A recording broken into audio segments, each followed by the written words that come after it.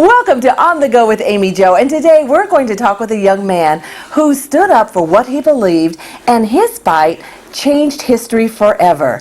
Sit back in your easy chair and get ready for Mr. Willie Harris.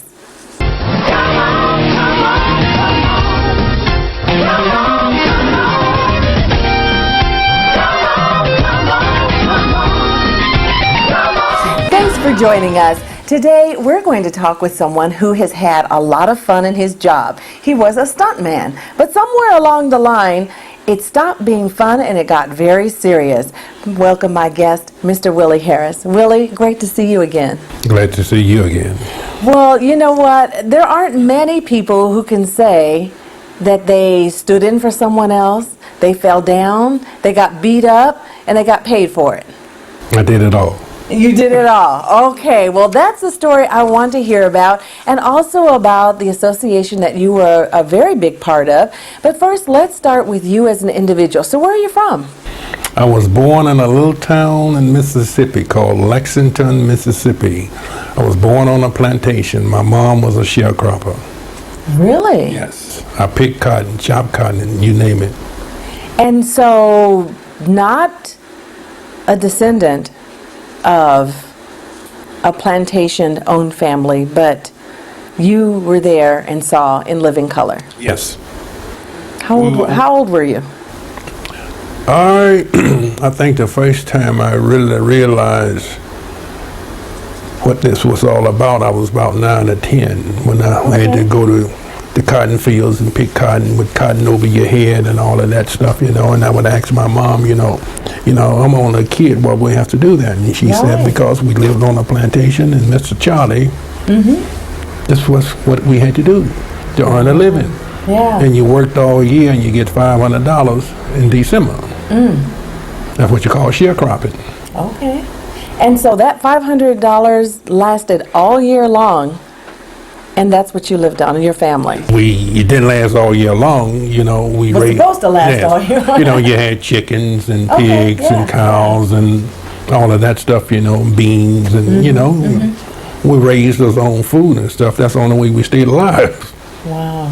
And so do you mind if I ask, how young are you now? 69. 69. Okay. So you know what, really in the stream of things, that wasn't that long ago, was it? No. Wow. No. So how do you feel about that experience? Well, Amy, a lot of people ask me this, how do I feel about racism since I grew up around the Ku Klux Klan and all of that. Well, I judge an individual for what they are and how they treat me. Okay. What went on when I was a kid with the whites in Mississippi, it's not what I deal with now. And, I just take one step at a time and look back and say, I was lucky to come through that, but I made it. Yeah, because some didn't, right? No, some didn't. Yeah, that's the bottom line. Well, thank you so much for sharing that very intimate part of your life with us.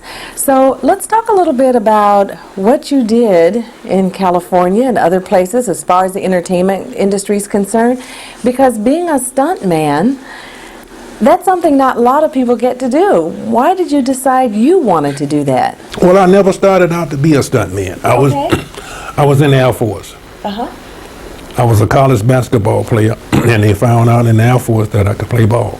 Okay. So that's all I did for 4 years. And how short are you? 6'8". 6'8". Oh my goodness, yeah. Go ahead. I'm sorry. I got injured in Florida in 1964 playing ball, and Kirkland Air Force Base, the team that I played for, couldn't win without me. So they started shooting me up with steroids. Oh. Okay. I was shot up with steroids for a whole year.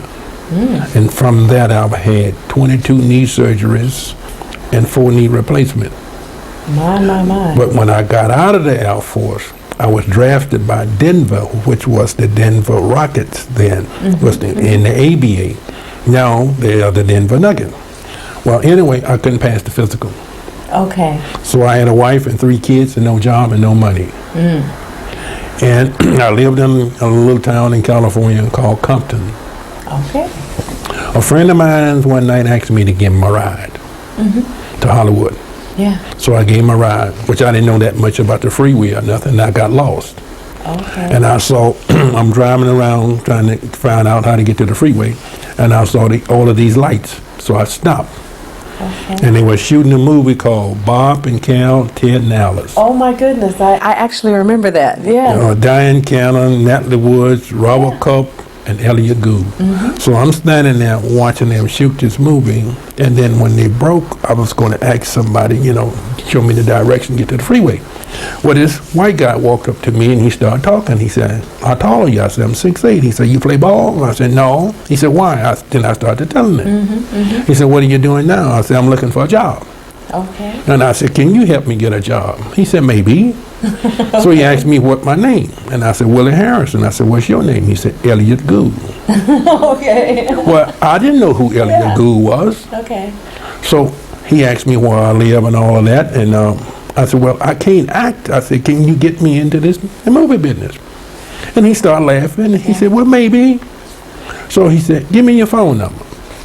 So I gave him my phone number, and the next day he called me and asked me to come up to Hollywood, what was it? Sunset and Vine at Columbia Studio. That's where they were shooting Yeah. Bob and Gal and $10, and meeting for lunch. So I went up, met him for lunch, and he asked me, he said, "What you do? You really want to get in the movie business?" And I said, "Yeah." He said, "Well, I have to get Robert Altman, which was one of the top producers at that time, to write a letter, and you take it down to the Screen Actors Guild and get a Screen Actors Guild card." That's okay. So he got Robert Altman the next day to write the letter, and I picked it up, went down to the Screen Actors Guild, and they tell me at the Screen Actors Guild, said, "Mr. Harrison, you need $236. Well, I didn't have 36 cents. Okay. So I'm trying to figure out how I'm going to do this. So I went back to Columbia, and I said, "Elliot," I said, "I hate to do this, but I don't have $236 to join the Screen Actors Guild." He said, "Well, what are you doing tomorrow?" I said, "Nothing." He said, "Come back, I'll give it to you." So I went back the next day, and when they broke for lunch, he gave me the $236. He said, "Matter of fact, Willie, are you married?" And I said, "Yeah." He said, "You got any kids?" And I said, "Yes." He said, "How old are they?" So my youngest kid was 3 weeks old. So he said, "What have you bought for this kid?" And I said, "Nothing." So he gave me $200 for the kid. Wow. So anyway, I joined the Screen Actors Guild, and I had this lady friend from Grambling, Louisiana. And I went over there to her house that night, and I told her, I said, "Guess who I met?" And she said, "Who?" I said, "Elliot Gould." And I said, "I'm going to try to get in the movie business." And she said, "Well, how are you going to do that?" I said, "I don't know." Then she started laughing. She said, "I can help you." I said, "Well, how can you help me?" She said, "Do you know who Bill Cosby is?" And I said, "Yes." She said, "My classmate, my homeboy, was the first black stuntman who's double Cosby, Calvin Brown." Okay. So she called him, and he came over.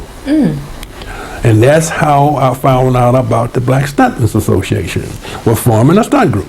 Okay. Well, you know what, Willie? That's a really good point for us to take a pause. We're going to take a break, and we're going to come back, and we're going to follow up with what transpired from the time you got into the business and when you started standing up for the association. So hold that thought. I might forget. I want you to remember.